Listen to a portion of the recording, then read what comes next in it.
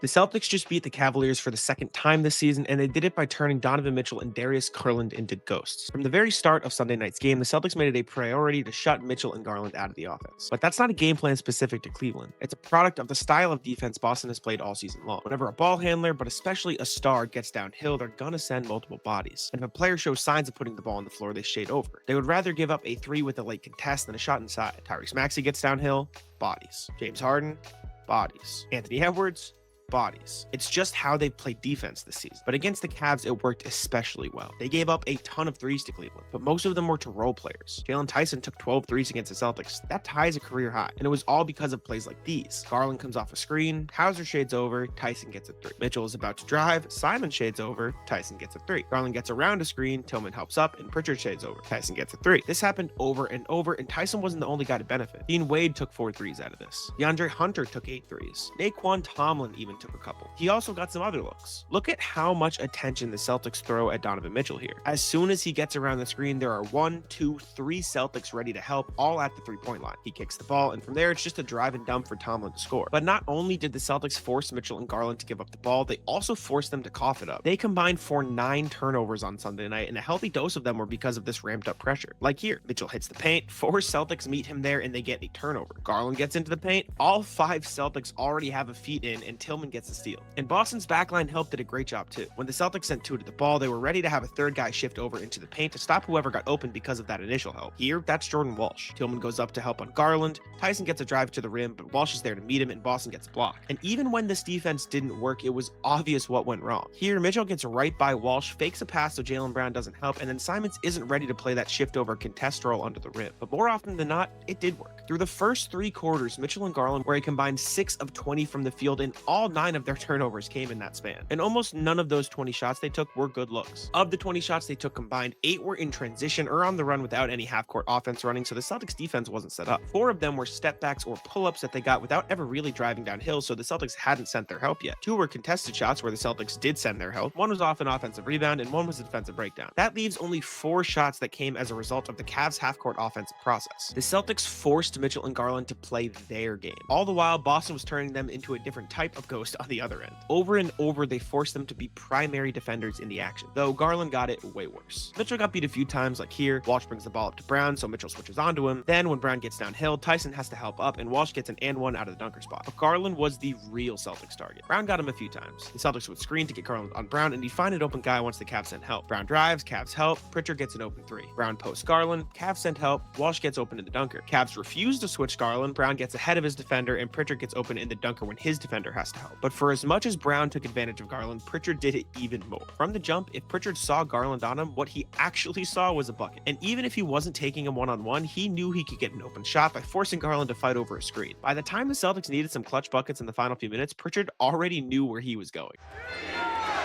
Pritchard has a season-high 32, now 34. Trying to get the mismatch. This crowd's in full throat. Pritchard! Been that kind of a night for Peyton Pritchard, who now has 40. All game long, the Celtics forced Mitchell and Garland to play into their hands. They got hot in the final few minutes, but they were taking and making tough shots over good contests. And most of them were without ever driving, so the Celtics never sent their help. It was a classic case of tough shot making, but it didn't matter. Boston walked out with the win, and their entire game plan revolved around Mitchell and Garland. On one end, they did whatever they could to take them out of the play. And on the other, they did everything they could to keep them in it.